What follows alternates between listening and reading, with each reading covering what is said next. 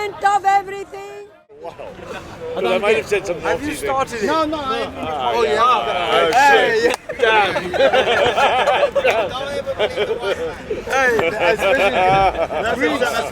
Greeks bearing gifts. Let me know in the corner. I'll check. I'm Trojan horse. Is James going to? Wait, who is it? I'm ready. Yeah, you got the shape. Wait, guys. it's fish royalties. Guys, we'll start now. Remember, the way the microphones work is we pick up everything, right? So we need to have a gentleman and gentlewoman, if there is any agreement of how we're going to conduct ourselves, right? So one of the cultural things we're trying to get going is if someone becomes out of control, we all collectively can ask them to cool down. Yes. Yeah, and what that means is we go cool down, we all agree, and that person has to get up, walk away, cool down. Once the chair is free, someone can take it. So the goal is to not be asked to cool down because there's no guarantee you're going to be able to sit down again, right? But Okay. I can assure you, Raven, that the far right is cold as ice. Right. So because I'm going to see Riza forum. We need a lady here. Oh, guys. Stoicism 101. Yeah. The only rules we ask is now we all try to separate it and we try to have order, right? And he likes discussions on race, or at least how the race interacts and so forth, right? I haven't got anything planned, but everyone's been speaking all day, so I'm sure we're going to start something. Now, just before we start, maybe just to get like a cool head. As you see here, there's like a definition, right? So if we could go around and there's everyone, if they could say how they're defined on this list. They might not identify themselves by this list, but if you read through here, what do you think you'll identify on this particular list? We can go around. Should we do names as well? IC1, this brother? IC6. IC6, okay. Might have to move to the brother. Let's go. IC1. IC1. IC1. IC1. IC1. IC1. M3, IC6. M3, IC6. This brother. IC4. No, I'm sorry, just Georgie called for it. Probably IC6. IC6. Okay, and this brother? IC3. IC3 and yeah, IC3 for myself, right? Okay, so I don't know, brother, you might have to come sit here. You see my if you don't. I don't know. Yeah, so you want to come sit here, bro? Well, I don't care. Yeah, Well, let me explain. Go ahead. No, we start. You are taking the IC3 space. My father was born in Russia. It was a Jewish family who left Russia because of the pogroms, the attacks on Jews, and came to live in this country. My mother was a British white person, and they married. So I'm a mixed race, basically. We're called Mishlings in Jewish language, in Yiddish. So I've been brought up sort of more Jewish than non-Jewish, but I'm not religious. Okay. So it's all a bit, welcome. So when it comes to identity, out of the IC1 people, do you identify Jewish people as IC1 or as European or white? I've got Jewish family members, so my grandmother's side are all Jewish. Right. And on not strictly within my family, my great grandfather was adopted by a Polish Jew. Okay. So I've got, I do have some of it in my family as well. So are we saying this brother, even though he might want to identify as IC6 or something, he can technically be seen as IC1? Is that, I would say so. Yeah? Right. So you're actually okay with it? You actually you're welcome to the IC1 collection. Right. So now we're here. We've said what we are. Does anyone want to start a topic or any questions that come over? Anything that you want to spearhead? Now's your time. Ralph always wants to say something, but I mean the discussion we've had earlier was on slavery, and that was pretty heated, so we could always pick up that thread. I don't know. Unless anyone's got any better ideas. It's kind of beating a dead horse. I think we've had that conversation over and over again. Maybe we should talk about. Now you're on camera, you're shy. No. I just feel that we've talked about slavery. Yeah. Like a lot of times before. I think maybe we should talk about how do we identify it, because obviously we've got this list. Identify. This brother, he came in for that purpose, right? Yeah. Identity. That's right. As in the reason we came here first. Yeah. Was something up to with Obama or something like that? Because you have things like identitarianism, identity politics that we're seeing sort of more and more prolific in society today, particularly at these times. Right. So you speak up on pit there. Okay. So I wouldn't describe myself as IC1. Right. I wouldn't even describe myself as white, or I don't know how everybody else would. I think that it's more important to judge people as an individual rather than on the colour of their skin. So don't judge somebody because they're black, they're Muslim, they're white, they're Chinese. Judge them on the conversations, their morals, values, your interpretation of them as an individual. So race shouldn't be the first thing that we jump to. And I think that these labels are used specifically by the police in a sort of an institutionalized racist way against a certain group, black and minority ethnic groups, where they would use this in order to discriminate against certain individuals. This really doesn't serve a purpose as to fight crime, in my opinion. Your opinion, right? Everyone agree with that? No. I think it's unrealistic. I think it's unrealistic for us to not acknowledge each other's ethnicity when we come into contact with each other. Like the brother was saying a minute ago, it's not always blatant when you meet somebody. Like you were saying as well. Yeah. Like someone's background, you can't just look at someone and know what they are. But I think it is important as well for context and understanding and communication that we do acknowledge each other's ethnicity. Yeah. So I can add an interesting point, right? So there's a very interesting gene in the human body called the 5-HTP-LPR gene. It's the strongest correlate to whether a human being is individualistic or collective. When you plot the countries of the world and ethnicities against this gene, in the top right you see all the Scandi white people who are fundamentally twice as more individualistic than non-whites. So it comes no surprise to me that a white person says, I'm going to look at things in an individualist fashion, and a black person says, hey, I can't deny collectivism, because Asians, browns and black people are more collectivist than white people. So when you say identity, I'm not surprised that I see statistically in a sample size of 3, right, that this should be the case. I don't agree with that. I mean, I've learned about this gene, which I don't know about now. I can't even believe it's true. Collectivism is a cultural idea, and individualism is a cultural idea. For instance, I'll take this example of this country. When I was young, collectivism was almost the norm. People looked after each other, people looked after other people's children. In the street, if a child fell down, a complete stranger would pick the child up and look after it. It was quite normal for collectivism. And the miners, for instance, and the working class in general, were very collectivist. However, in 1979, as you know, Mrs. Thatcher came into power, and her whole philosophy and ideology was to destroy collectivism because she saw collectivism as a socialistic idea. Yes.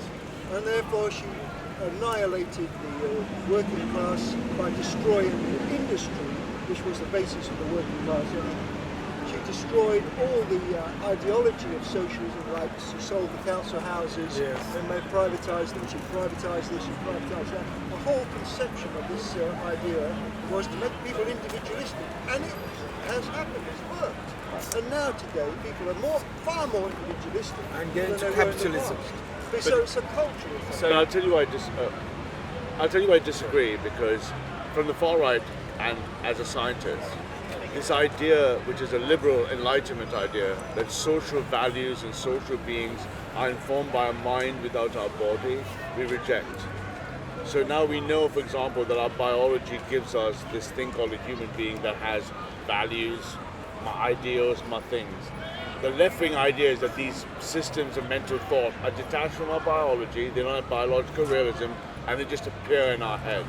The gene I gave you as a suggestion is one of many understandings we now have from genetics that show no, it is our biology bottom up that creates these thought processes that we call values, behaviours, and they form cultures. So I, with respect, disagree completely, because that denies biological realism. Well, you see, what you're putting forward is the old, and I have to say this, and don't take it personally, but it's basically a fascist idea. It came out in the 1920s in Germany and other countries, Correct. where they believed people were what they were because of their genes or their race or whatever. Correct. This is going right back. Yeah, but I'm much further right than fascist. I understand what you mean, yeah. So there's been no proof whatsoever. There's something in your blood determines how you act. Can I really quickly say something? Sure. I had a conversation at work the other day, and a young Polish brother said to me, he said, what's the problem with Africa? He was only about 18 or 19. He said, well, I don't understand. What is it? Why can't Africa get it together? And I see this from a lot of white people do ask me, what's up with Africa? And in my head, I always think, you know what's up with Africa. You know, why are you asking me when you already know the answer? So collectively, I think there's a cohesive understanding that white people have subconsciously, cohesively agreed to pretend that they do not know what the problem is with Africa. So I think that's probably a good place for me to interject. Right. I'm not gonna sit here and pretend, play ignorant and go, I don't know what's wrong with Africa. Right. Do you know what's wrong with Africa? The problem in Africa at the moment is corruption. Ultimately, that's what it comes down to. It's corrupt individuals and corrupt business people that are running the country and businesses and industry and education and healthcare. And that's the problem with Africa at the moment. I will agree that the problem before was colonialism, but that's not the case in sort of modern day Africa. What is colonialism? Can you define it? Colonialism would be colonial powers. So you've got colonizers and colonialists. So what they do is they go into a country and they, let's say they extract assets, they build businesses at the cost of its citizens, I would say. And removing all their rights while they do so. Who colonized Africa? A broad range of people, ranging from the British, the French, the Portuguese were pretty on it. What do they all have in common? They're white. You're just going to say that they're all white. No, wait. It's a good point. So let's It's a good point. It's a good point, though. Right, we're talking about collectivism. I made a good point. European white. Statement, then we jump in. Not Caucasian from North Africa. So that's what I was saying. Okay, yes, they were white Western Europeans. However, that was a very long time ago.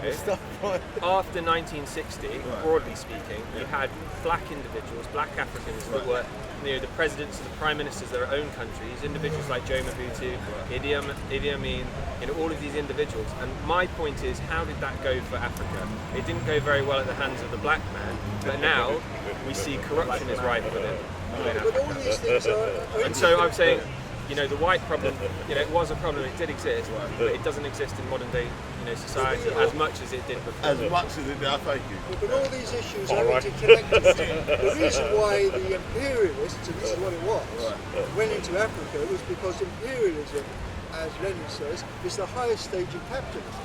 In other words, the capitalists had to exploit Africa in order to make profits. It wasn't just white people.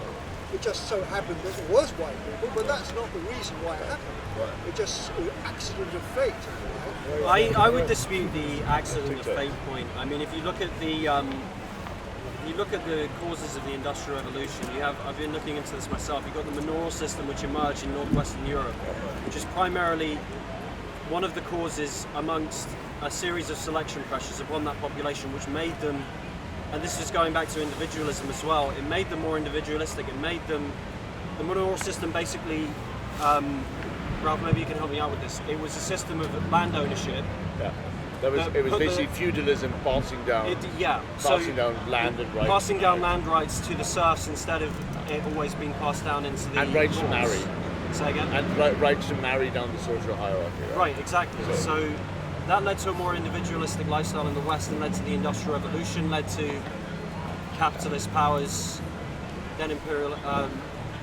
then going on to the period of exploration and colonialism, which we saw throughout history. So I would dispute the fact that it was all a series of accidents. It was actively a process that Europe went through, starting with in discussing collectivism, and to say that white people are more individualistic than other races, I'm not sure if that's completely unfounded. Well, I think for that's an interesting point, because you talked about collectivism and socialism and individualism, which is a tenet of liberalism and conservatism. And what you often see in economies is that if you've got individuals who are engaging in capitalism, which they do, then it advances an economy. So people being greedy does actually lead to the advancement of economies and the building of business, the building of industries, the extraction of minerals that we then use in our cars and our planes. And so individualism, I don't think, is a bad thing. I don't think people should say a conservative, individualistic outlook is necessarily a bad thing, because it does lead to innovation and economic development. I would say though that white people practice collectivism more than any other group. No. I would say we practice nepotism, not collectivism. Could you elaborate? And I'll give you a study as to why. So a large study done last year in the United States asked brown people, black people, white people, Asian people to rank the following three in order: race, ideology, and religion. Black, brown, and Asian people at 88 to 92% picked race first. White people at 40%. That's called an opinion poll, not a study. Yeah, and of course you can argue with the studies, but the point is, you can see from a genetic basis and a collectivist basis that whitey is the least collectivizing. That doesn't mean he can't form an imperial force. He can form a colonizing force, right. But as an individual, he's not collectivized. So let me reiterate. So I apologise. So I would say then, in my reiteration, that white people, when they do act collectively, are very effective. Let's say. Terribly good at it. Yeah, they seem to be better at it than other groups. But Can we agree on that? Yeah, the reason being is, So I wanted to touch on, because you asked me about nepotism, the difference between nepotism and collectivism. Collectivism would be, let's take an African state, let's talk about Sudan. Everyone in Sudan looking after everybody else. Whereas nepotism is more an individualistic approach, me and my own. And so it's maybe me and my family and our sort of family friends. Yeah, basically a small group. And then what you have then is that you've got a class system ensues normally, and then you have an elite, you have a middle class, you have a working class, and then a lower class, and you have that sort of structure that appears from that. And the reason that you don't seem to have that in collectivist societies is because you don't have a small group of individuals who are looking to advance business and industry. Can I ask a real quick question, Victoria? Would you say that collectivism was practiced in Australia, in America, in Argentina, in Brazil, everywhere, in South Africa, everywhere, to a certain extent in the Middle East, like the Palestine? Would you say that collectivism has been practiced there, and it's been quite colloquially one group of people? No, I don't think that was the case at all in America. First of all, America was entirely individualistic. It was about people coming from wherever Western Europe, wherever they were in the world, and going to a country on the premise that they could start a new life and advance themselves in whatever they wanted to do. So it really was about individuals and their families. It was about starting a new life. It wasn't about building a country. It wasn't about great. It was a choice. It was about escaping serfdom and owning land in another country. For yourself. Can I say something? Because we're sort of starting in history too far ahead. We have to go back a bit. And I have to say, I'm going to do as quickly as I possibly can. No, don't go too far back. No, well, don't go back to Africa. Go far enough back that the white man is culpable. A Marxist would say this. Sorry, can I? Are you a Marxist? Yeah. Okay. So we have a society in the world which is human beings have been given. Can I say? Human beings have been on this world, in this earth, for about, from a conservative estimate, is 250,000 years. Some people say even a million. But for the sake of argument, say 250,000 years. Right. But 240 odd of those years, now they were lived in communalistic, collective societies, hunter-gatherers, and they started off, as we all know, in Africa. Segregation, right. In Africa. Yes, Uncle. Now, human beings spread from Africa into the rest of the world. The development of human beings is determined by necessity. Necessity is the mother of invention. Now, in Africa, as we all know, there's lots of sun, there's a lot of food being grown, it's easy to live without too much trouble. Yeah. But when you go north, you come up against cold weather. Right. And when you have cold weather, you have to invent things to deal with that situation. So society developed at a faster rate in the northern part of the hemisphere than it did in the south, or in Africa's south. It started off still as a communalistic society, but around about 13,000 years ago, the agricultural revolution occurred, which happened.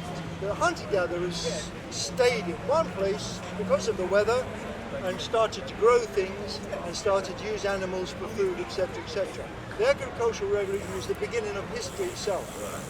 And history then developed, as a Marxist will tell you, from an agricultural tribal society into a slave society, into a feudal society, into a capitalist society. Now in Britain, it so happens, and this is what I mean by accident, it so happens the very, very first bourgeois capitalist revolution occurred in 1648 with the Cromwellian Republican Revolution. And because of that, Here, all Britain was far ahead of all other countries because of the productive forces were increased by an enormous amount because of the progressive ideas of capitalist production, which was a good thing at the time. Right. However, even at that capitalist revolution, there were working class and peasantry who wanted a free collective society, Right. levellers, etc. Yeah, yeah. But they were suppressed. Right. But capitalism started, if you like, in Britain, but then spread into Germany and Europe in general. So this is why it just so happens that those countries were white because of the lack of sun. You're right. So that's why capitalism started. Capitalism developed in a more advanced form, as Lenin said, imperialism. And imperialism then decided to exploit the rest of the world to increase profitability, and they went into Africa, and they went into Australia, etc., etc. I mean, can I just quickly say something, really quickly? Have you noticed that what you said was remarkable, Uncle, absolutely amazing, I totally agree with what you said. Also, will you notice that the curriculum only speaks about certain things, the sound bites we get in history. They don't talk about the Vikings that were one of the biggest slave traders. They don't talk about the Eastern Europeans being heavily enslaved. They don't talk about the Asians being heavily enslaved all over the world as well. About the Arabs? It's sort of like, the Arabs were also enslaved by Africans at some point. Yeah. So we get sound bites of history, sort of like there's some sort of agenda. Would you say that there's a collectivized agenda when it comes to curriculum in the British and maybe even wider academic environment? Yeah, because education is really, I could use the word brainwashing. Education is there to get the people, the young people, to become part of a capitalist system. And therefore, it's completely it's directed to that very reason. It's not there to educate people for the sake of education. This is a myth. Well, let's study this. It's a really good thing. People go to school and have education in order to slot them into a capitalist system. And that's what it's all about. But the state of the capitalist system of education will brainwash children into thinking in ways which are useful for the capitalist class and not for the working class. Only so from a Marxist. History, for instance, totally biased. Right. Totally biased. Right. All the subjects taught under a capitalist system are directed to maintain capitalism both ideologically, socially and economically. Jacob, do you want to Unless you want to make a very quick I was just going to make a very quick point. I've been through higher education, college and university. I felt totally unprepared for a capitalist society when I was, so maybe I missed the entire point of it. Maybe I missed it too. Yeah, of course it's study. And my own point, just in a quick brief response to that, everything he has said is framed within a Marxist narrative. Yes. Everything is pretty capitalist, and it's incorrect. That's obvious. Other being incorrect. Marxism is scientific method of analysis of society. It's the only one, it's the only method that works. So may I respond to... And prior to 1848 and the publication of the Communist Manifesto, none of those thoughts would have had any legitimacy. Now we know 150 years is later they're debunked. No, that's not the case. Every single one of Marx's predictions. Marx analysed the capitalist system. Correct, So can we keep on the Incorrect. So let's keep on the So just regarding your subject of point, education. so the first thing I wanted to dispute is the quote from, or the quotation from Lenin that capitalism is, or imperialism is the highest form of capitalism. I think Lenin's completely wrong there, as he was about many things. We read the book. We read the pamphlet. Lenin could have had. Sorry? We read the pamphlet. The statement. No, Imperialism, the highest state of capitalism. no, but you quoted him. Well, that's Lenin's book. That's Yeah, I know, but I'm saying I don't know how you can say that. But just if you come back on that later. But just because you mentioned But education. perhaps you don't want. I mean, I don't know if you want Marxism to derail the entire initiative. Yeah. I'll deal with this. Oh, sorry. Yeah. I'll- No. I mean, in your time. You're saying that the education system is framed to sort of kind of just brainwash young people into capitalism, but I don't see how this can really be the case. I mean, I've just come out of secondary school, okay, and the sort of Marxist bias, or the leftist bias at least, is just is obvious. I don't think I don't see how you can think that it's possibly a capitalistic system. I mean, the socialistic regimes in history are not taught with the same kind of, exactly, with the same scrutiny as something like Nazi Germany.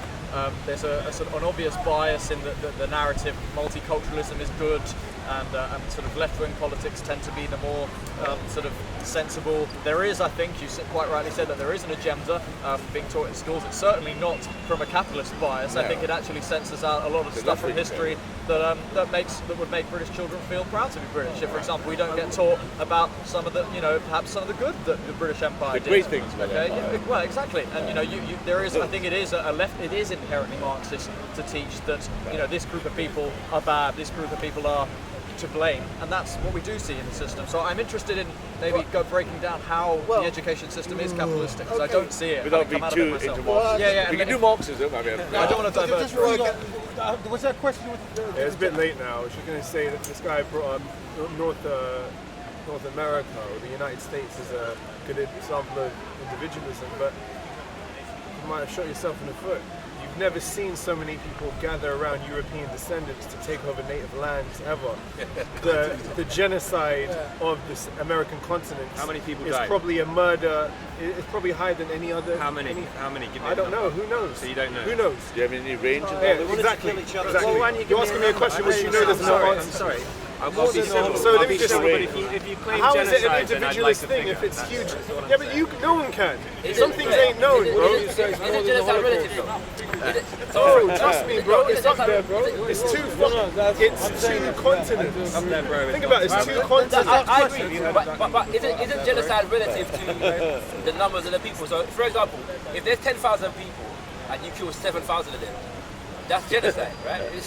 Genocide isn't about a particular amount. If there's 500 and you kill 300 of them, it's genocide. So don't you think that's It doesn't matter. European Christians the New World? But I was talking about individualism, which is what the United States was built upon. It was about individual autonomy, classic liberalism. Do you see how collectivism worked with it? No, you're right. You don't see it at So all. you're right. You're absolutely right. He's right. 1791, the United States was framed for free white men under principles of individualism. Individualism for free white men. Problem we're having is the It's not United the States same one or the is not the other. same as America. Guys, Bro, you best believe Native Americans had no part of it. One second. The Native Americans had no parts of it. Hold on, guys.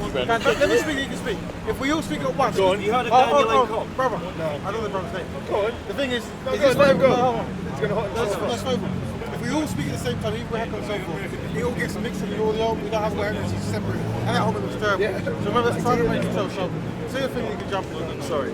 So I want to point out that it wasn't all whitey when it came to the genocide, right? There was heavy intertribal conflict between the Native Americans. They were collectivists as well. They never had exposure, for instance, to horses. And sometimes they would trade beaver pelts, which is why the beaver's nearly extinct, by the way, for horses. And they would use those horses to leave their lands, to go settle tribal disputes on the other side where they couldn't get to previously. So, I'd hate to use this term, but whitewashing history and saying that it was all the white men who wiped out Native Americans. That's fine. What does that have to do with what I said?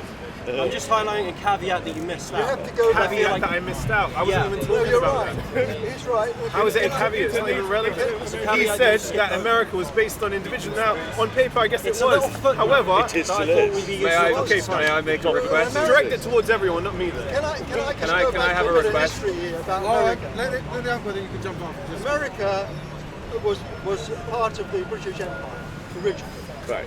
and Britain at that time was, although ostensibly a capitalist country, had a great amount of feudal influence. The King George was still quite powerful, and the aristocracy was still quite powerful. Yeah.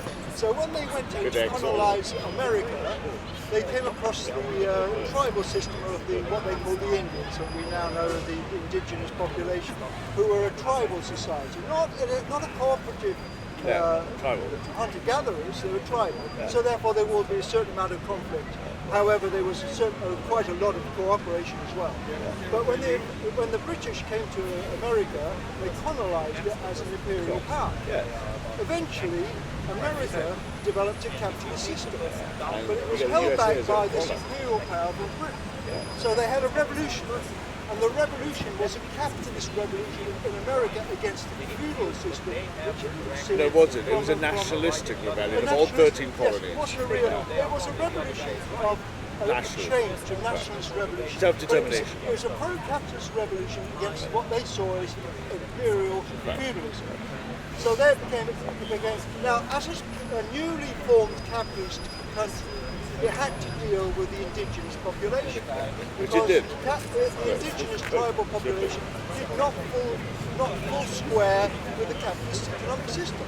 So in order to produce a capitalist system and destroy the old tribal system, they absolutely annihilated the indigenous population. Wouldn't you call that collectivism? Wouldn't you call imperialism collectivism? Correct. Imperialism is collectivism. Yeah.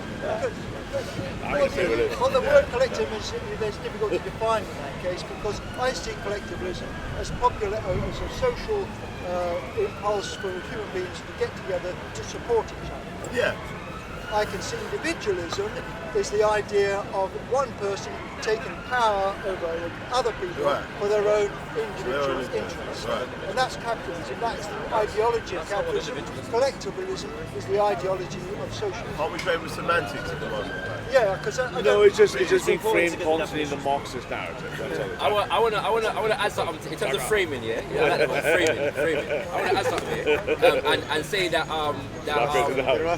that European nations, yeah, White European nations. I mean, I'll go with it. White European, I'll go with it. White European nations are the most tribalistic ever in history. Yeah, that's a fact. But interestingly, in terms of framing, we only ever use the word tribes when we're talking about non-European people. So we go to the Americans. Yeah, white people come and they invade and they kill off people and say, well, actually, you know, with tribal nations having conflict. Yeah, and that's the reason why it went down. But all throughout that time, all these white people that were going around the world invading people and colonizing them were all fighting with each other. They were all warring with each other. And they only managed to find agreements when it came to the people that they were trying to subdue that weren't white. It just happens that, you know what I'm saying, the Native Americans were all seen as one people. And whatever nation they came from, they could be killed off. Yeah, that's just the reality. So, but the French and the English were fighting, the British and the French were fighting. You know what I'm saying? Sorry, I mean the British and the Spanish and the Portuguese, they all fought, yeah, for these things. That's tribalism. Not only that, there was tribalism right here in the UK, yeah, and it still continues to this day. Britain, the UK is a tribalistic nation. I can agree with you. I want to agree with you. Hold on. But nobody can come around there. When it comes to Western democracy, however, they see themselves as one, and nobody can come and infringe, yeah, even from other European nations like Russia, yeah, can come and infringe on the European tribes when they're warring with each other. And if Russia comes into a European tribe, even just to affect the election like it supposedly did in America, the whole of Western Europe comes together and say, well, actually, this Russian people, can I agree with you on a quick point? It's not a good thing, you get me? No tribalism, don't stop that. I'll agree with you and say the greatest act that has happened from the modern world was the white-on-white tribalism called the 30-Year War, where 40% of the German, my wife is German, gene pool was killed by German on German to create nationalism. We had no nation state in the idea of self-determination. This is 1800s, right? Yeah, it's 1800s. Before that, right? And from that, you got the first six nations. The first six nations. White tribalism still occurred, but it gave birth to the superior structure of that. That was used to imperialize the rest of the world, but it was white-on-white tribalism that created the gift we know today, which is modern nationalism, right? Saying tribe look after you. Right, but so can I? Because what you were talking about. It was the point. Hail the Germans. You're missing the point because you're using the word tribalism in the incorrect way. Okay, correct me then. Because tribalism is an economic system which occurred 13,000 years ago. It still exists in some parts of the country. You're missing my point. No, you're using the word to describe fighting. No. I understand what I'm saying. I am saying that if the term tribalism is applicable to the native peoples of the Americas, then it's also applicable to the white people of Europe. Correct. What's the difference? Because there's an economic change. There's a difference. What's the difference? Tribalism in America was tribalism. Not slavery, or feudalism, or capitalism. It was tribalism. in Europe, Yes. in fact, Europe has almost always been collectivist, not tribal at all. It's a different economic You're not system. understanding. But I think the point, but so I think the point that you were trying to make. This is like- the I'm saying, well, let me speak and I'll come back. Let's speak and I'll come So I back. think that the point you were trying to make, sort of going back to the original point that you made, that you said within, white Western European countries, there was Yeah. infighting between, Yeah. tribes. I think what he means when he's talking about tribes, he's talking about families and certain No, I groups. understand. And that loops back to what I was talking about nepotism and how looking after your own.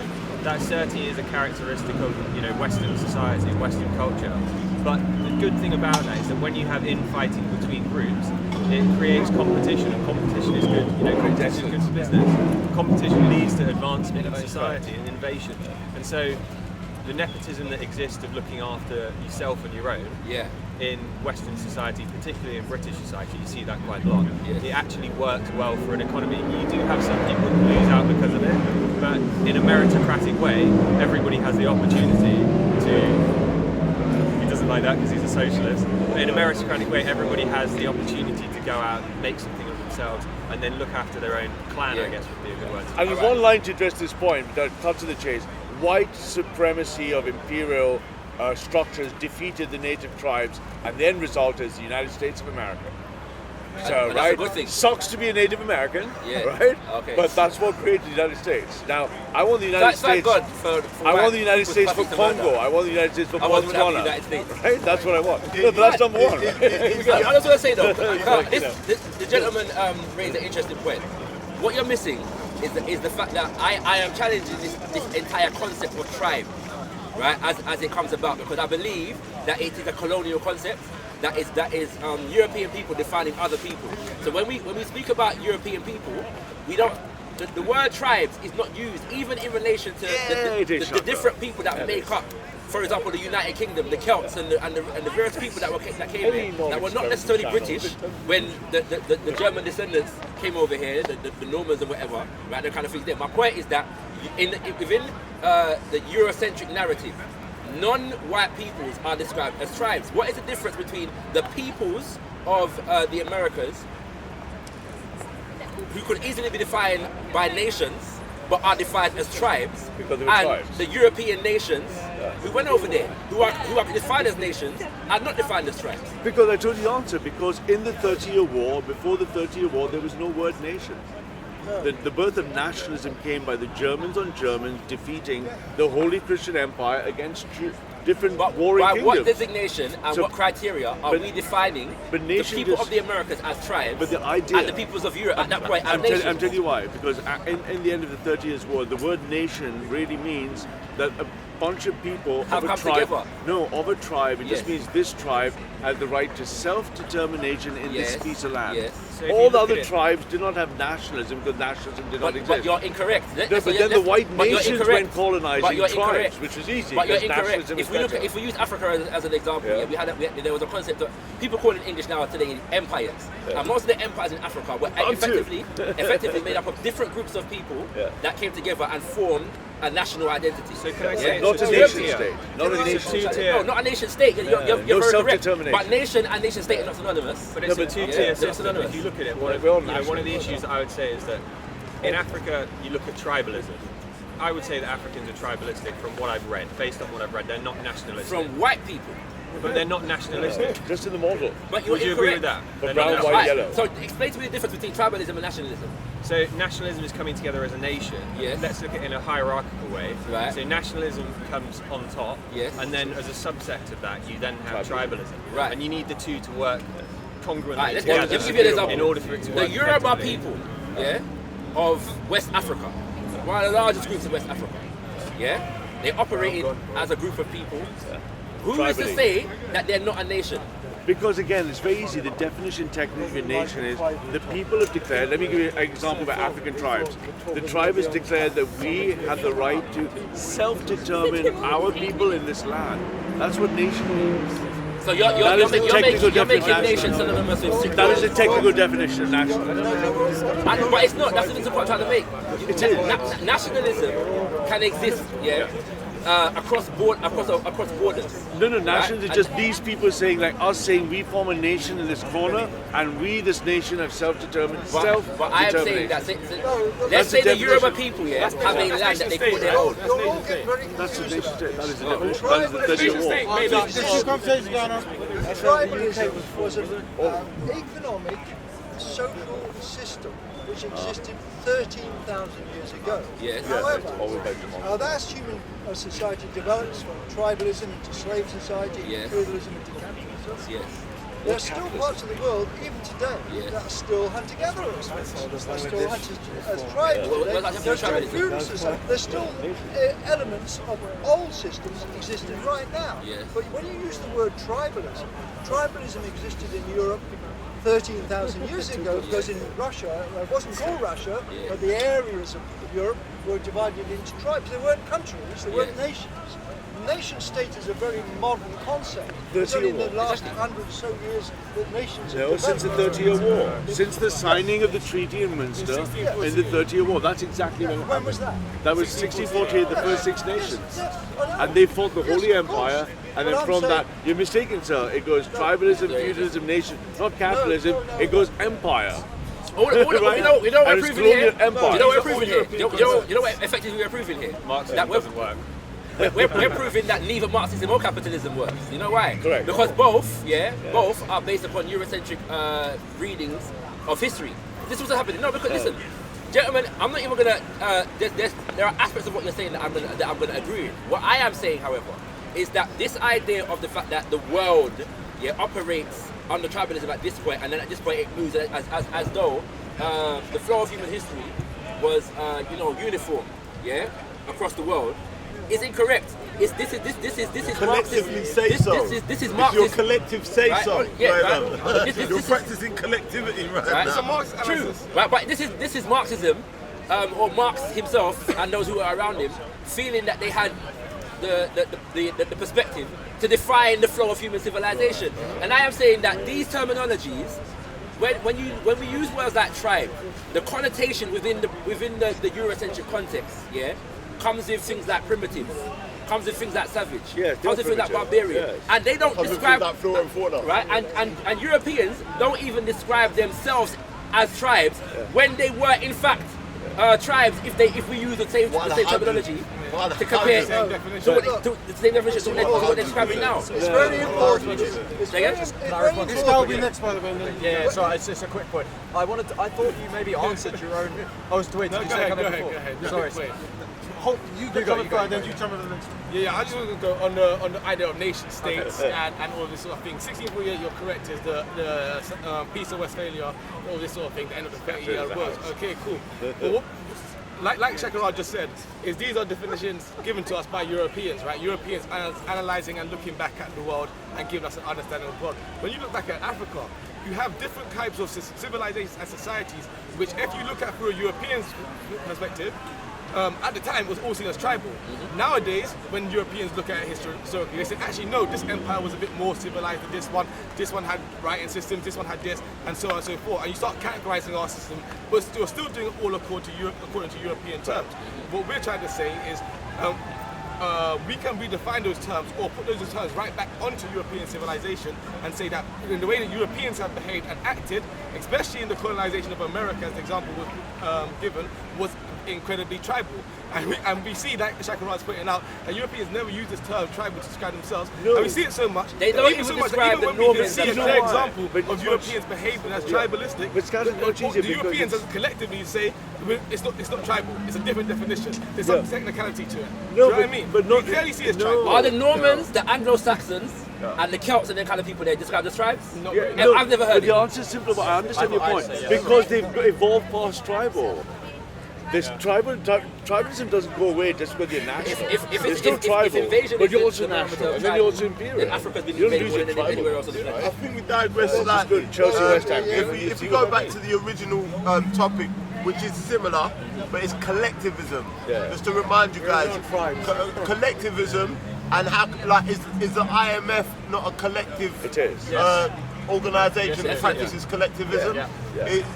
Does the EU practice collectivism? Hell yeah. Yes, Right. You know, so I'm to say that Europeans are not collective or do not practice collectivism, The EU is an It's just a anti-European. type of No, I collective. don't. Right, that would be The EU is incorrect. anti-European. The main problem we keep getting bogged down in is types of collectivism. Correct. And what we're saying is that Europeans can be tribal At the same time, at the same time as they're national. and imperial. Alright. But it's just So as I wanted to jump in on the point of collectivism. They So- only think of themselves as tribes. So far as we're aware, there have been no nation states Successful which have nations, emerged yes. from The Africa. best part of what you said is so far as we're aware. That is the best part of what you There's said. been no nation states that emerged from Africa. You said. So far as we're aware. Europe was Reverse ruled Afrocentric. by Africans for 1,000 years nearly. In a nation state. Incidentally, in Spain. which is what brought Europe out the Dark Ages. But we were talking about Yeah. collectivism and You said it's capitalism. That was No, under the that was under It depends. Right, so I'm because I gonna say this though. right? I'm gonna say this though, yeah. And I'm gonna challenge this gentleman against analysis. empires have come a long way. In terms of feudal society, yeah. Because we have to consider again when it comes to one of the things that Marx got fundamentally wrong is that in Europe the feudal society was fundamentally based around the idea that the crown Collectivism. owned land, yeah, and controlled the land, which was the primary resource, yeah, of the nation itself, yeah. Whereas in traditional African societies, the concept of royalty owning land doesn't manifest in the same way. Collective ownership of land was a defining feature. And that didn't work out too well for Africa. Pre-colonial African society. That model what hasn't what worked didn't out work well. out for Africa was white people. That's what didn't work out. That model, That's the reality. You know what I'm saying? That's not really worked out well. We were quite far collectively owning our land. And Whitey. Who's going to come in next? My white oppressor. Because he has his hand up. So I wanted to come in on the concept. So you're talking about collectivism and capitalism. The two don't actually work well together, which is why you see a backlash against the European Union. And that's the reason that we voted to leave the European Union, or we will be leaving, is because it's a collectivist organisation, protectionist racket, and capitalism doesn't work under that duress. I'm gonna agree with you. Socialism works. Capitalism, So individualism and national capitalism, they're the only two things that work well together. The thing that we have in this society at the moment, this isn't capitalism. We've got intervention from government and things like financial services, which shouldn't happen. We've got big government, so organisations like the European Union, like the IMF. All of these organisations shouldn't exist in a proper capitalist question. society. How then you explain? Question for him. How then do you explain the corporate involvement in government? Corporations. That's easy. That's easy. That's nepotism again. No, that's easy. In the right-wing model, To globalization. clarify, what say this? If you're saying that because the government involves itself in the corporation, it's not capitalist. No. How do you explain the corporation's involvement in the government and influence on the government? Easy, because here's what's gone wrong. And in that, I'm very, very far right-wing and I'm anti-capitalist. Here's what's gone wrong. We've created this beast called globalism and it has 4 legs. Academia, business, government and the media. They're all in beds with each other to repeat this globalist narrative again and again. This globalist beast with 4 legs has taken over media, academia, education and government. And they're all in bed with each other. Yeah. It's called the revolving door. Yeah. So I worked in investment banking. Tony Blair gets £50,000 to speak at JP Morgan. The war criminal Tony Blair. Yeah. The war criminal Tony We're Blair. agreeing there, We we're all agreeing agree there. So There's some agreement going on so there. my big point is, to answer, just quickly to answer Shaka's question, this globalist I'm not sure you engine- answered my question, but it's No, fine. I'm trying to get. So this globalist engine, when you said why does business and government work together, they're 2 of the legs.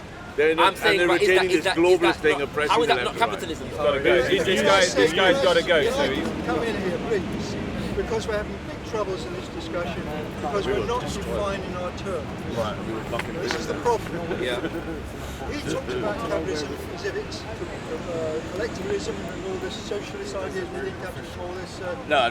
whatever. The point is, under capitalism and under every economic system, there's not one type of capitalism. Correct. There's several types of capitalism.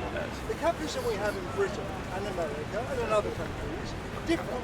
Yes. The capitalist system in this country is a system of a mixture of out-and-out neo-fascist capitalism and social democracy. Not hysterical language, Ben Chancellor, Well, but yeah.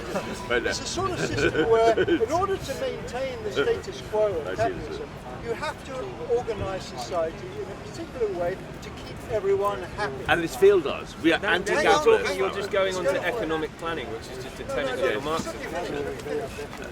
This goes back again. You have to study history. Britain, up until 1945, was a solidly Tory capitalist, manufacturing capitalist system. In a nation state. It was a very monolithic. In a high tariff, high regulatory nation yes, state. yes. Right? However, Self-serving. However, capitalism, in order to survive, is very flexible. It has to change with the times.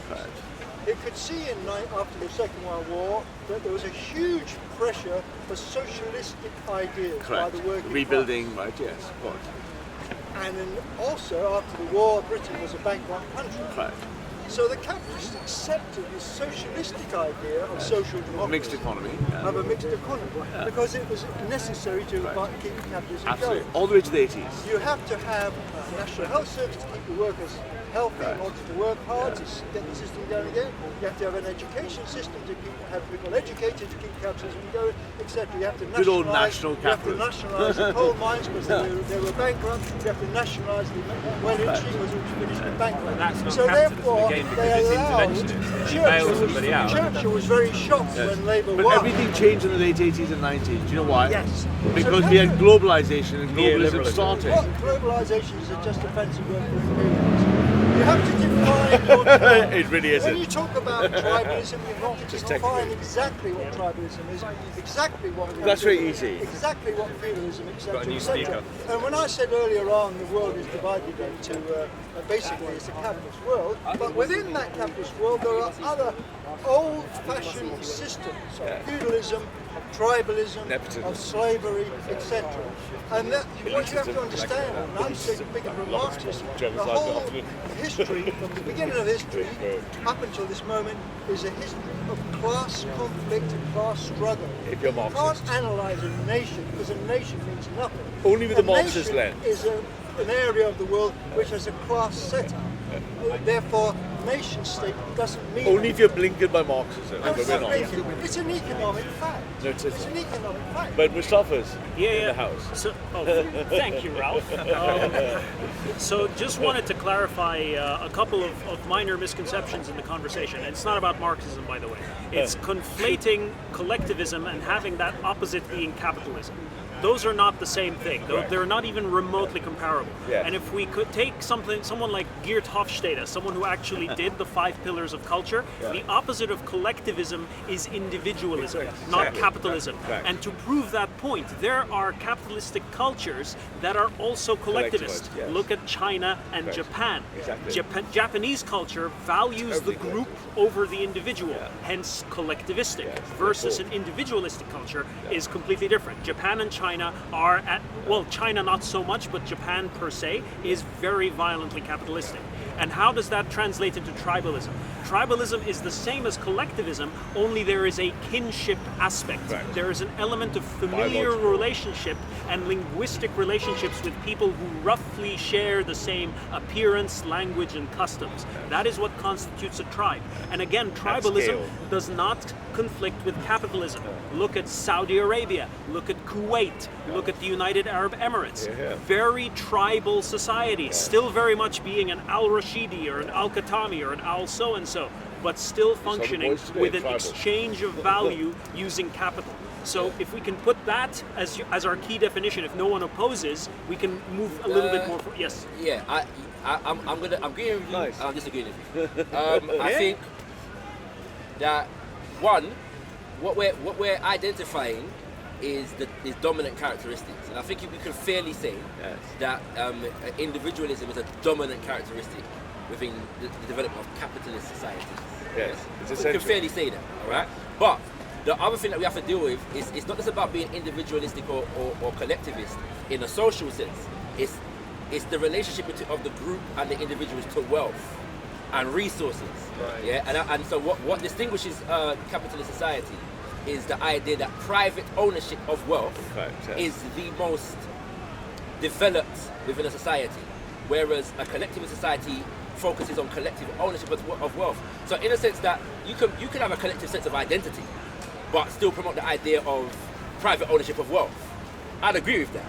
But then when we're promoting collective ownership of resources and wealth, that's when collectivism takes on a more explicitly economic manifestation. Which you were talking about in terms of the nation state, which I think that's something that we touched on. No, the nation state's interesting, and you guys did mention about the Treaty of Munster and Westphalia. Yeah. But it isn't interesting. Is like, how is a nation different from a corporation? If we make it much smaller, is a corporation a collection of individuals or a collectivistic entity? In a capitalist society, there is no difference. No, there's a big difference. You cannot define a nation of people without biological Sorry realism. to cut in really quickly. You're just playing with semantics. What we originally were discussing was, do white people practice collectivism? Nice. Not enough, but we're working on changing that. 1 minute. Now you guys are just running around and all justifying. Yeah, bro, the short answer is not enough, Right. but we're improving that day by day, man. I mean, what I've seen here is amazing. You've cohesively practiced collectivism and completely led us out of the It is the prime objective of We're very right. good. That's one thing we're very good at doing. Amazing. Definitely. I sat here thinking this is just amazing. White people are good at it. I know, totally. It's evident that white people are very good at practicing collectivism, and they can do it without even this. Cut to the chase. Whitey's been best at it. Right. Ralph, you were saying that He's been trained Ralph, you were saying white people don't practice collectivism. No, I would say everyone over here is a hardcore collectivist. People who might not think so. And you know, You can be an individualist. just to reiterate on what I'm saying with collectivism, I think that it's important for us to look at the colonial past of what white people have successfully done, good and bad, because we've got to be balanced, good and bad, in terms of colonialism on the globe. And we can say at times collectivism was practiced in colonial times, and we can say that there was wars also that took place amongst white people whilst collectivism. And colonization is the best thing that happened to Africa and India. The best thing. It really is. Bro, work with me here. Raven's face. You want to say the good and the bad, the best thing that has ever happened. I can prove it to you right now, easily. I'll just reiterate. I'll actually repeat what I said last time. I couldn't believe it. There was an 18-year-old Polish guy that said to me at work, Yaya, what is wrong with Africa? And I give him this look like, are you seriously asking me that question? And many white people have asked me this question, and every time I give them this look like, are you serious?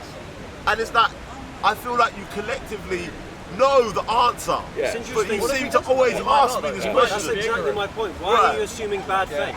Why is it bad? Why are you assuming he already knows? Right, because everybody knows what the problem is with Africa. He may be ignorant. Your assumption is that he's just asking a stupid question. I think white people always ask me this question, always. Definitely. I agree with that. Maybe they're trying to point you The somewhere. conversations that we have, that I've had even in the circle certain times, it's something I'll be like, I would definitely assume bad faith. You know why? Because that question normally comes with arguments like tribalism. And for example, within an African context, I'll give you an example. In terms of Africans defining their own reality and our own reality, for example, a man like Kwame Nkrumah actually defines a distinction between tribe and tribalism. Right? You know what I'm saying? Absolutely. And then even further now, there are others who are saying, well, actually, the concept of tribe is actually a European imposition. No. We never describe ourselves, we never describe ourselves as tribe prior to European contact. You know what I'm saying? You've actually raised because this you point didn't know how. before. I remember. Right? Right? And so that's a second point. But the point is that when we talk about the mass underdevelopment of Africa, it is a commonly known fact that the underdevelopment of Africa was facilitated by the colonialism of Europe. Wrong. Fact. Wrong. Yes? Not a fact. This is a fact. Not a fact. Europeans know this. Sorry. Europeans know this, But it's, and the way we talk about osmosis before, So but what's happening is, You know what I mean? Europe, the European society has kind of inculcated the generations of Europeans since the colonial period to find justification, excuse, mitigation, and deflection from the crimes that were committed by Europeans in Africa during that period. Only the left, not us in the right. There are these ready-made, rebuttals and excuses. They tell you tribalism, Collectively ready-made. and what Africa did for itself, and Africa's 54 countries, and Africa's into slavery, and it all comes out. The bad knowing white man knowing that the wealth, knowing to say all the same prophet. I've had this conversation many times.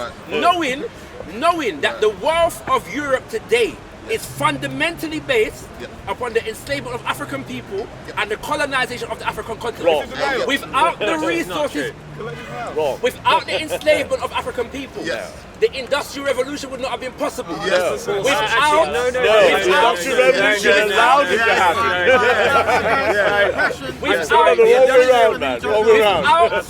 Without the resources of the African continent accumulated through colonialism, the technological revolution, in Europe would not have been possible. Europe would not have even been able to fight the wars that it fought. Okay, you're saying the same in the 20th century. Colonization. Okay, so you talked about colonization and the Industrial Revolution. I agree with you that without colonization, the Industrial Revolution wouldn't have been possible. We can agree on that. I said without slavery, but go ahead. Okay, well, without slavery. Both those. So I agree with the colonization, not slavery, because slavery had absolutely nothing to do with the oil industry and extraction of oil from the Middle East, which is not Africa. It was extraction of oil that led to us winning our Second World War. Hear me out. It was brilliant. It was oil extraction from the Middle East, from Saudi Arabia, from Iraq, from Kuwait, that led to the Industrial Revolution. It had absolutely nothing to do with The steam engine? Pardon? The steam engine? So how did Europe acquire and accumulate the wealth that would make its oil investments viable? From the finance industry. Which was financed by what? Gold. Oh, fair. Where did that gold come from? Black gold. So in the form of black bodies. Gold that you were not using to do anything. There you go. That's what I'm talking about. So I always get back to my original point. I'm saying that's not a argument. Africa didn't have the wherewithal to extract its own resources. That's what I'm saying. It's already made. I've heard them all before. It's true. They're cooking programs. Here's what I made earlier. That's what it is. But why tell you? Okay, so that's a legitimate question. You talk about slavery and colonialism and how bad it was. Why is I didn't know what you said. Will you let me finish the sentence? That's a 10-second correction. We're not talking about how bad it was. We're talking about. I'm right. We're talking about. No, it's not even that. I'm correcting what I said. Okay. We're not talking about how bad it was. Yes, it was bad and terrible. What we're talking about specifically is not just how bad it was, but the contribution that it made to the wealth and development of Europe. This is the myth. That's what we're talking about. It's a myth. Fundamentally, enslavement and colonialism built the wealth of Europe. No. But why didn't? What I don't understand is that why didn't you? Anyway. As an African, I don't like using the term African. I think it's just. I do. So continue to use it. Okay, cool. Yeah. So as an African, why didn't you extract your own gold, diamonds, oil? Okay. And so why didn't? So where was it? Yes or no? Have you ever Don't shout over me, man. Don't shout. Have you ever heard about Musa? Yes, I do. Yeah, richest man in the world, Mansa Musa. Okay. Rich on what, by the way? Pardon? What was he rich from? What made him rich? Gold. Okay. This is why we think it's Let me move on to the second part of my question. Collectivism in This is why we think it's practice. disingenuous when we have these conversations with white people and they pretend like they don't know the answer. No, but you're not letting me finish the question. The richest You're man not in the letting world, me finish the rich off question. gold. No, let me finish.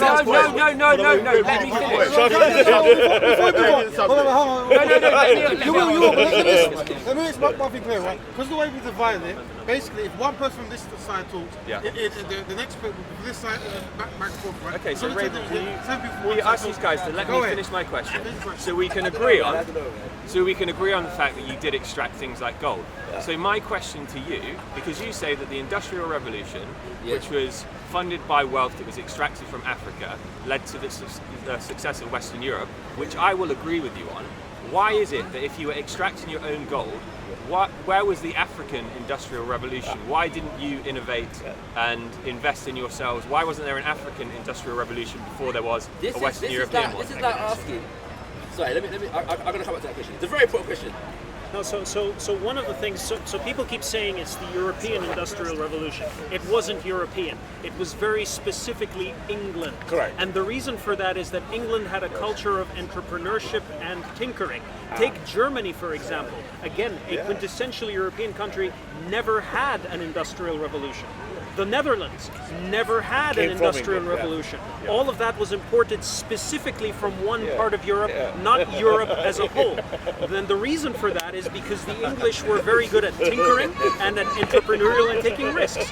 This is not a uniquely European construct. It just happens to be in England. I'm going to agree with you, except to say that Britain was uniquely good, at turning enslavement into a profitable enterprise. No, so let me. Which is why they got the lion's share of the colonial profit. You didn't answer my question. Where was the African? I didn't answer your question because I was giving him way to speak. I'm going to answer your question right about now. Now, first of all, you're asking again a disingenuous question. Yeah, it's not a disingenuous question. It is. No, it's a perfectly legitimate question. The Industrial Revolution is something that took place in a particular period of history. In what country? Hold on. England. In what country? In England, right? And well, I mean, you have to include America in it. No, England. England was central to the thing. But you have to include America. You have to include America, right? America came after. You have to include America. Anglo-America. Right? Anglo-America. Basically, you're correct, right? Now, we're talking about, first of all, a situation, by the time Europe gets its industrial revolution, it had been enslaving African people for close to 400 years, right? Let's get that clear, right? The enslavement of African people, contributed to a mass, drain of people resources on the continent over a nearly 400-year period, right? One second. Now, the question is, what was happening before that point? What were Africans doing before that? Were Africans creating and inventing technology? Societies. Were Africans, Tribal. Developing? You see what I'm saying? This is the European flow. Right? What was Africa? Think about it.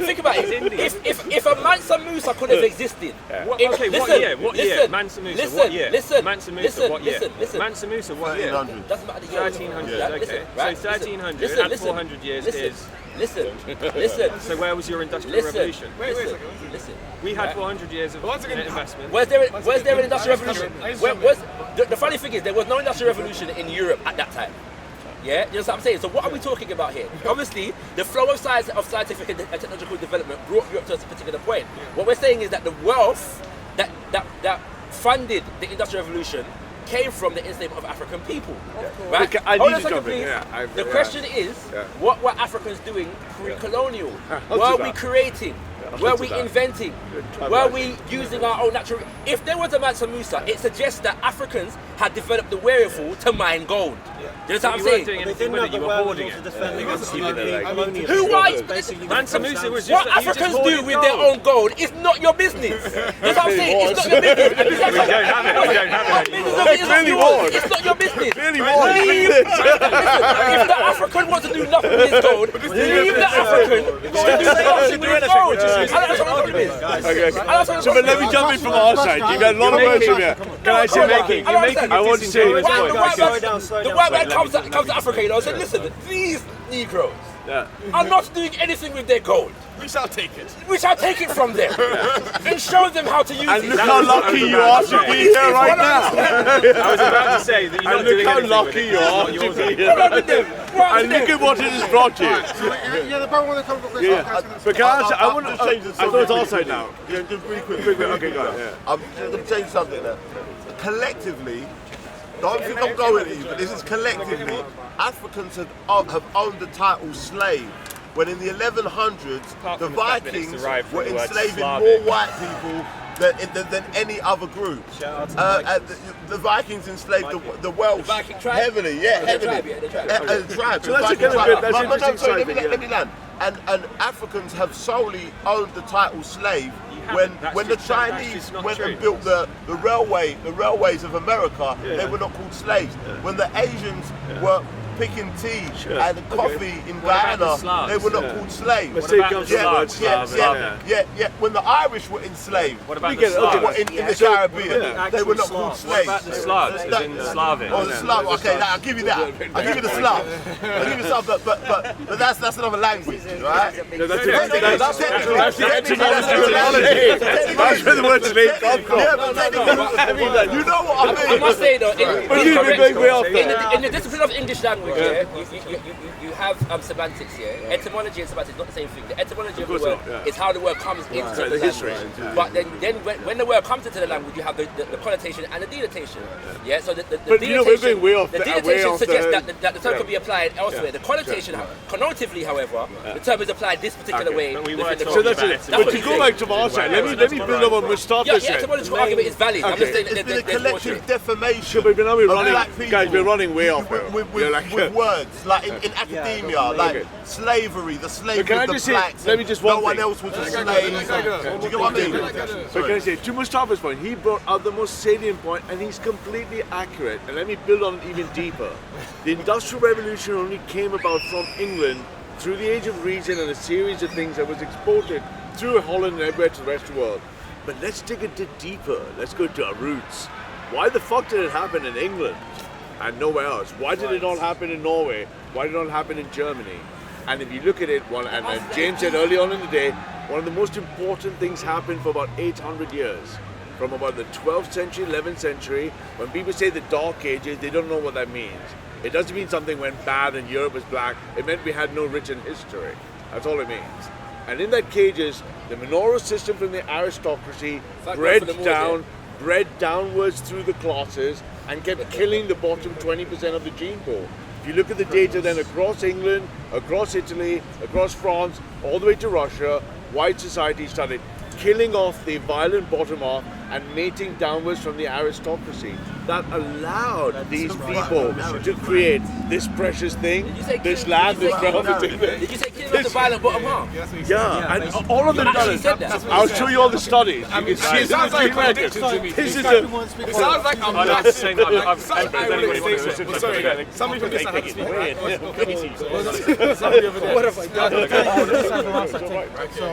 One side give white people though. I need to White man is really I've sat here for a while and I've observed the conversation going back and forth, and the main contention. You can't sit on that side, bro. This side seems to be. I'll probably be gone by then. The main contention we seem to be having is why Africa had the wherewithal to mine its gold, right? Why did Africa not have the wherewithal to repel English colonialism or European colonialism? That's my question. Good question. And that is the fundamental question, which I think I was going to say, possibly the gun is a massive implicator there, and I think that's got to do with the British. I don't like the situation. Sorry, I don't like the situation. I don't like the situation at all. oh yeah. And to be fair, I think I'm going to perhaps. Enemy infiltrated. You come with this Black Hawk down. I think possibly it comes down to psychology and mentality, and maybe psychology and mentality. With what Ralph had to say in terms about killing off the violent bottom half, the violent top half, killing off the violent bottom half, right? And so you have this violent top half now within Europe, who once they got the gun or gunpowder, which the Chinese had for several centuries, right, and not really used violently. Europeans got it and was like, yes, let's use this. General Gordon China, the Mexican gun, Sudan, the people side. European had a much more of a warfare effort, and I think it was discussed earlier on, or mentality, and I think it was discussed much earlier on about the differences between the North and the global South and the environment, and the need for Europeans to have develop that sort of warfaring mentality. So Europeans were busy conquering themselves a lot more frequently than Africans were busy fighting wars in the South. Africans didn't need to fight wars as frequently, and even in many parts of Africa even, wars have to be ceremonial, decided by witch doctors and on particular days. They didn't really go around having this brutal sort of mentality. So when the Europeans came in with this heightened warfare, gun and all these, and they got beat twice by the Zulus with the gun. Years and years I will say, twice. And they got beat by the Madrid's army as well. And that's why they developed the maximum gun. Several different African tribes and nations and groups were able to repel and defend themselves against Europeans for very long periods of time.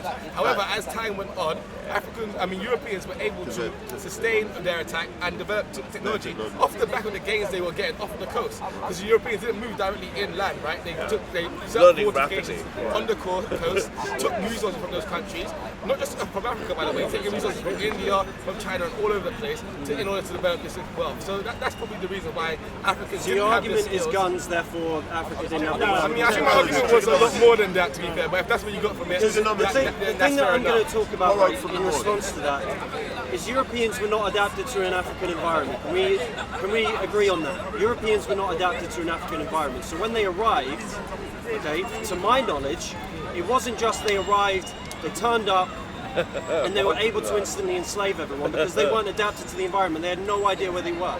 To my knowledge, there was tribal warfare in Africa, and there were peoples who had enslaved. There were tribes who had enslaved others, and they knew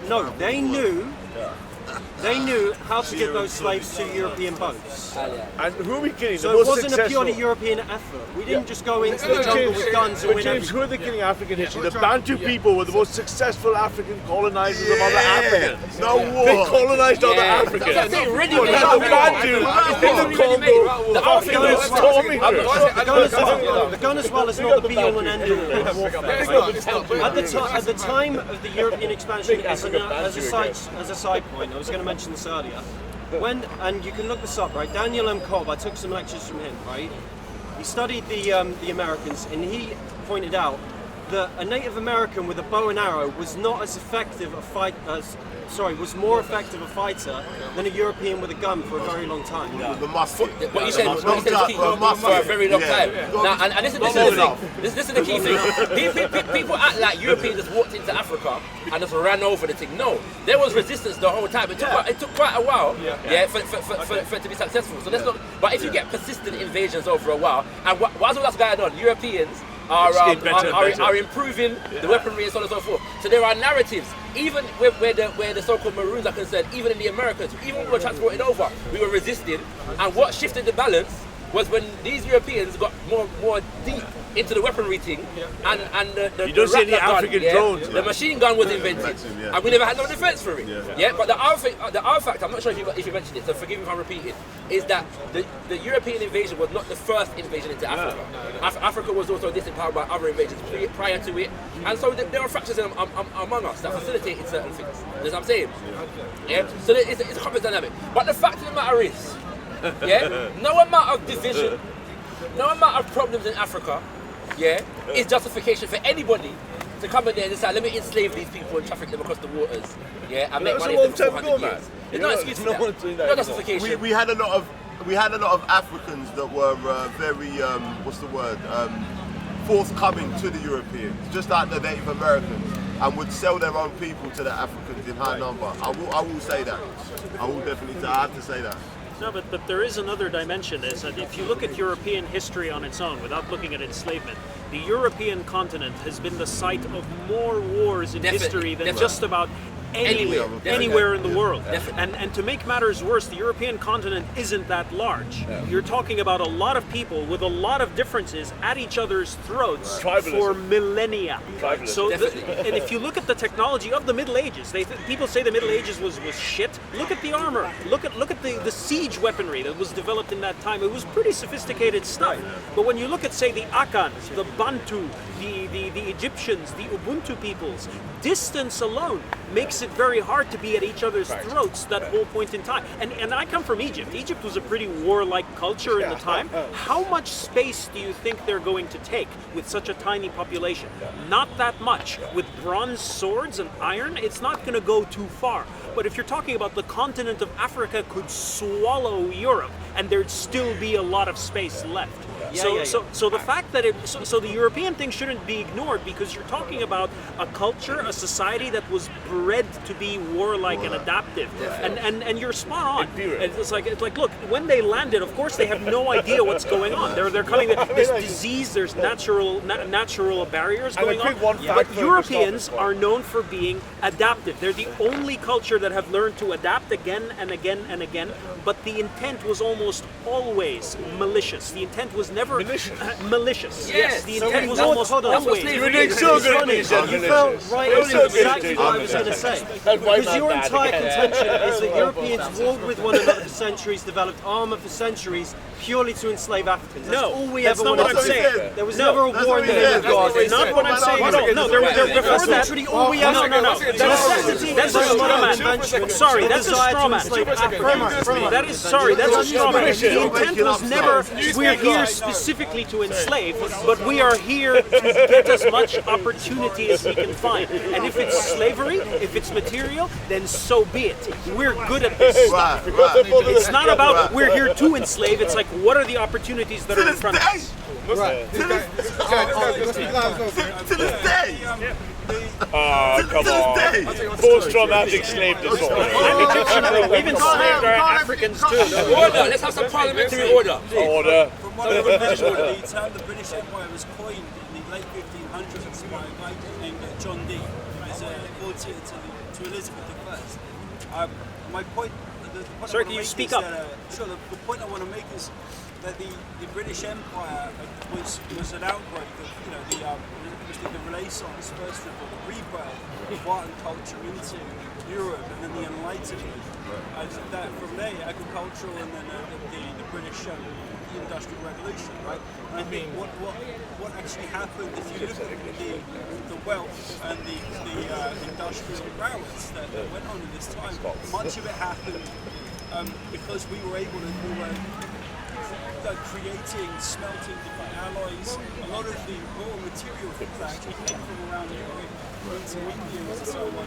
It's not necessarily because the white man came down into Africa and started really pillaging. Lots of those guys were privateers. We talk about De Beers, diamond trades, Cecil Rhodes, and all these corporations, money makers who multinational. We take a ton of money from Africa. The actual revolution and all of the technological progress, you see a lot of the innovation that happened in despite what a lot of evil white men did in Africa and so on. And obviously you get a lot of that American explosion with a lot of human resources taken from slaves to Africa and so on. I believe certainly that the revolution would have taken place had, despite slavery. Like that. And, Europe was well on its way to going through that revolution. You know what I mean? A lot of the stuff we had, the things that we were creating, these metals, a lot of the raw materials existed already around Europe and into India and so on.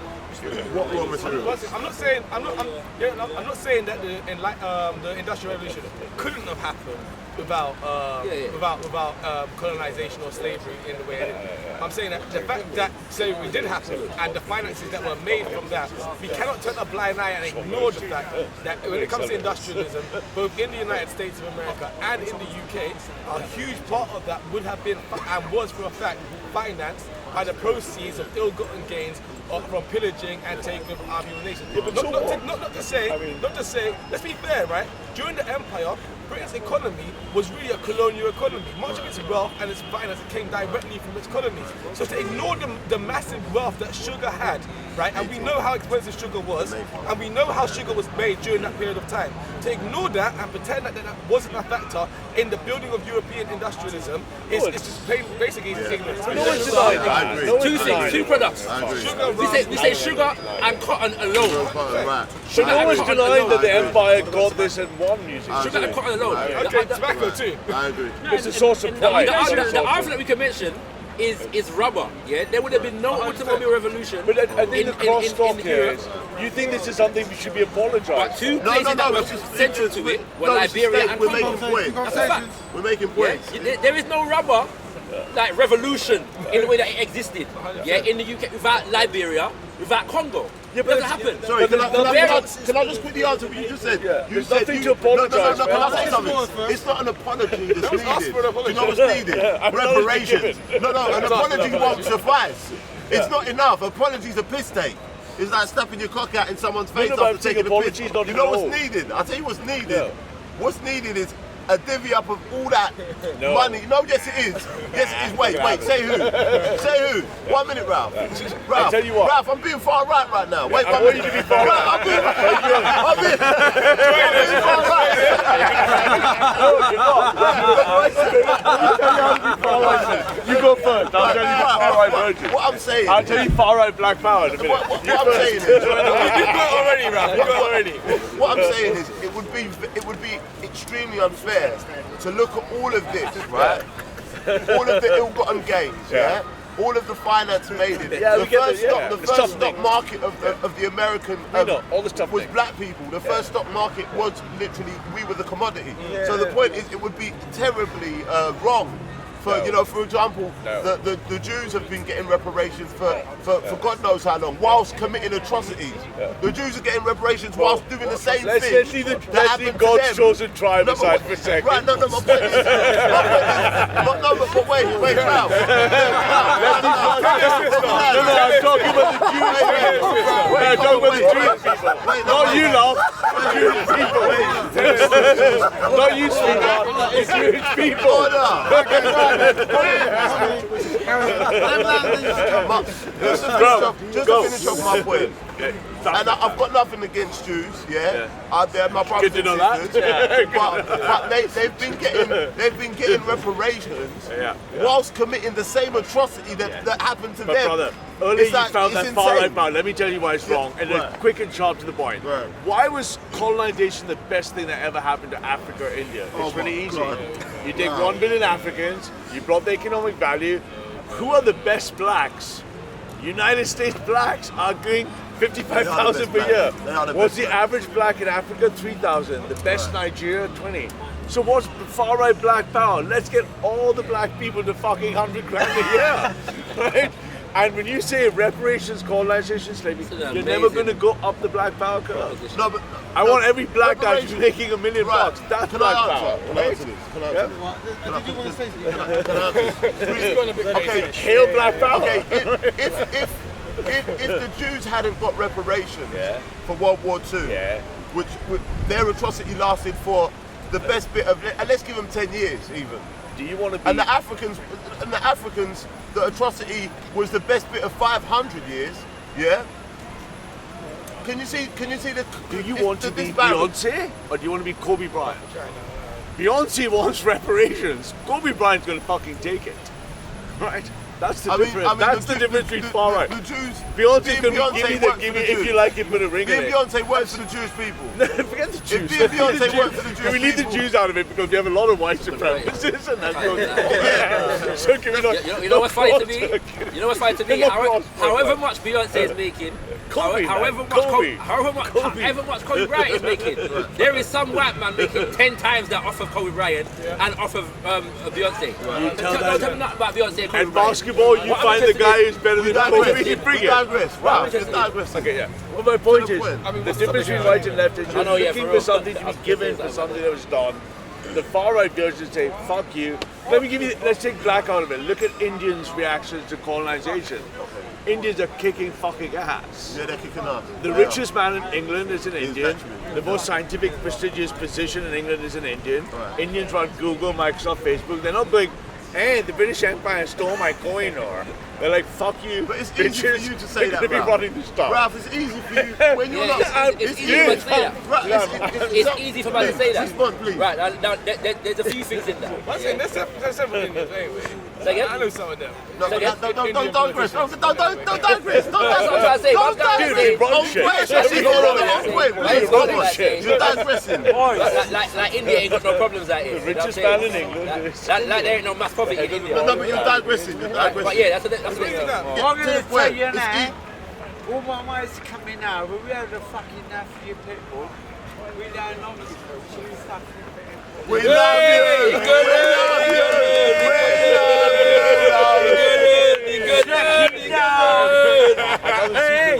Hey, yo. That's his girl. It's easy to say, but it's not true. Let's go. Come down to your party. Yeah, we're good. No problem. At this point, we're doing reverse PR damage. Bruv, as I was saying, bruv, it's very. No, yeah. What I want to say, right, is that there are a few things. There are a few things in that, yeah. The first thing is, Sorry, man, there are no more seats. the first thing is, yeah, one has to look at the relationship. Let's just use Britain as an example, because Britain colonized India, Okay, yeah, and it colonized significant aspects of Africa. Was the relationship between Britain and India? Indians and their own Listen. The same as the relationship between Britain and Ghana, Britain and Nigeria, Every story is different. and South Africa post in the post-colonial period. Yeah, that's one question. The first question is, prior to the colonial period, what was the relationship like between Britain and India? So different to the relationship. let me tell you the between short Britain- version. Short version of Indian Another way of putting it, my last sentence, I'll let you come in. Another way of putting it was the colonization of India preceded by 400 years of enslavement But not and enslavement, kidnapping let me tell you the and answer. pillaging and destabilization. Let me tell you the answer from the Indian far I right. just want to add on quickly to his point, just before you come in. Yeah. Because there's a politician called Sashi Perot, you might know him. Yeah, of course, He speaks quite about this stuff. He speaks about British colonialism. Yeah, he's a and how lefty. Britain, He's excellent. and, He's a and how lefty Britain fucking comes to cunt. India as one of the richest nations in the world per capita and leaves it as one of the poorest nations in the world per capita. Yeah. So this idea that colonization was good for even India, it has to really be challenged.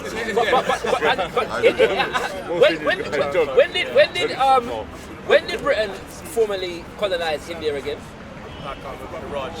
What's The East, so let me give you the short version.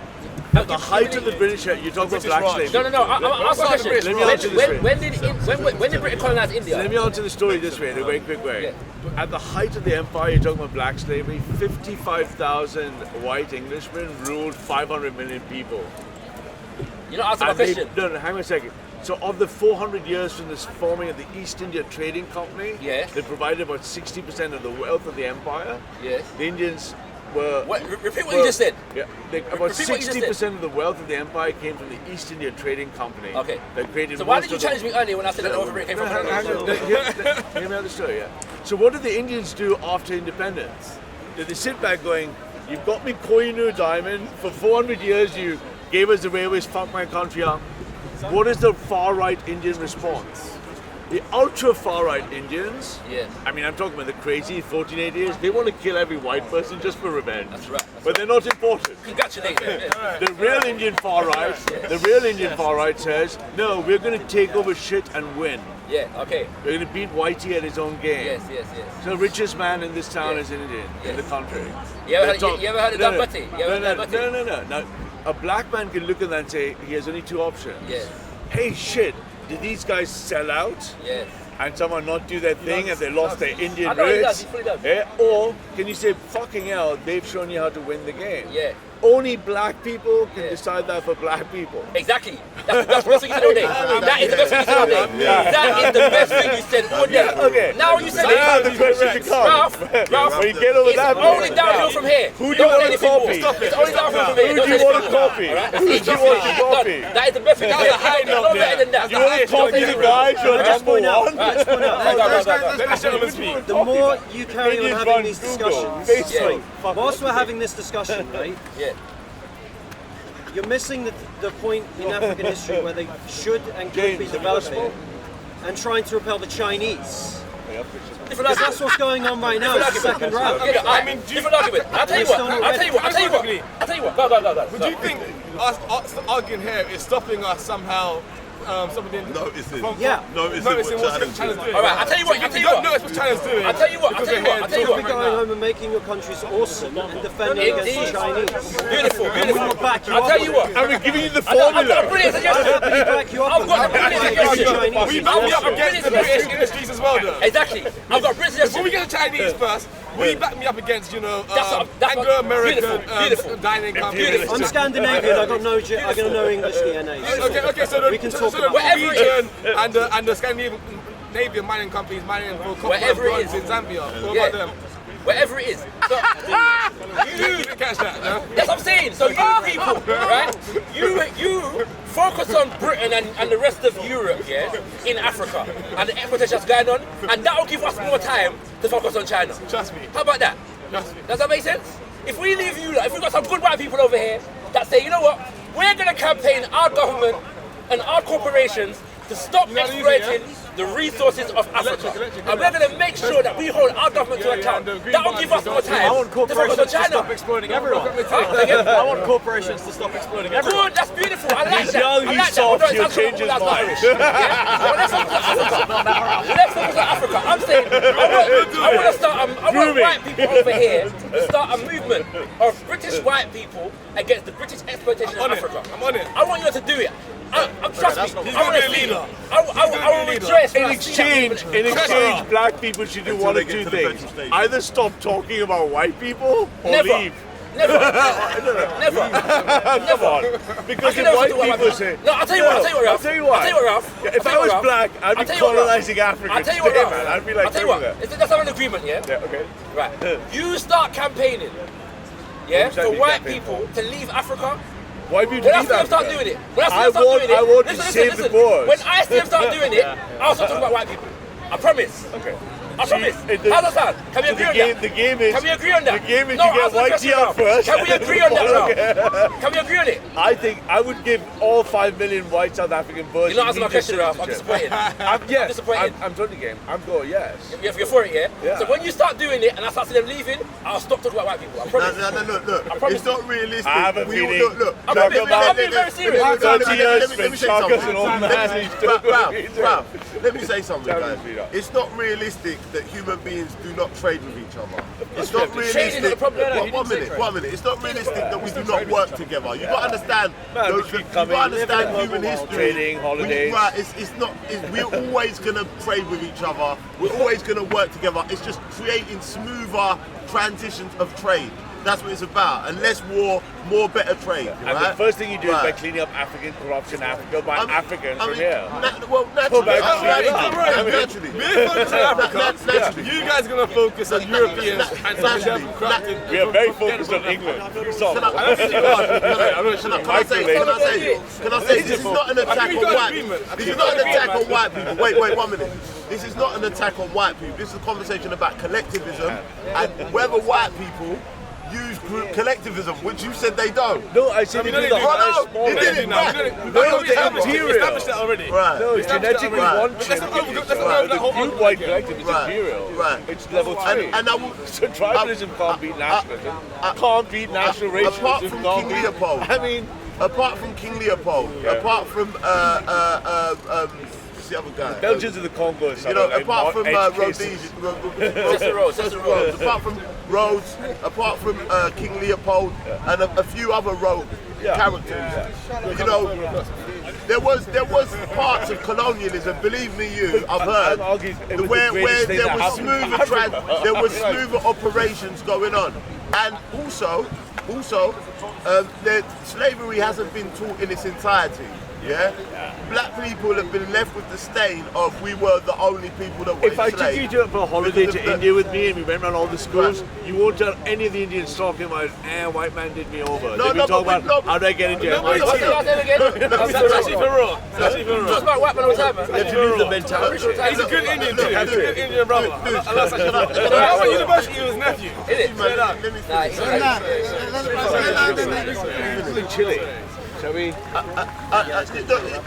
You know, popular opinion, before we go, popular opinion would have it that there weren't any smooth periods in colonialism. There never is. Yeah, no. I have to say that people must remember that it would have been impossible for Europeans to land on the African continent and enslave the number of black people that they enslaved without black people actually enslaving themselves. Yeah, there was a worldwide slave trade, and the Europeans were the biggest slave traders of themselves. People don't talk about this. You know, people, the Welsh were enslaved before in we Morocco. leave, people talk about white nationalism, and we say it in the 14 words, right? We must secure the existence of English people in the future. But I would say we must secure the future of African power. That's it. Yeah. And you're not going to get it with this left-wing, my reparations, slavery shit. No one's going to get anything. How about we get it how we see fit? Don't try to do this, man. We're right with Anna's with. We're right at Anna's with. My favourite song. It was great. Respect, my man. That was great. You know what's good about this, right? When people see this, it's everybody gets to vent. Everybody gets to hear their ventilation. So rather than them being angry, it's like a source of understanding. So people go, oh look, these guys are discussing it, you know, calmly and rationally. And you know, people are right. I think it's very positive. You know, once we talk, we're doing a better job of the politicians than the past. You know what I mean? I think so. I've been watching all of these guys for some time and promoting these guys. You know what I mean? I feel like they're Content over everything from your humanity. Man, say it straight. Man, don't listen to BBC. Man, don't listen to ITV. What's your problem? Are you Muslim? Yes, I am Do you love Allah? How you love Him?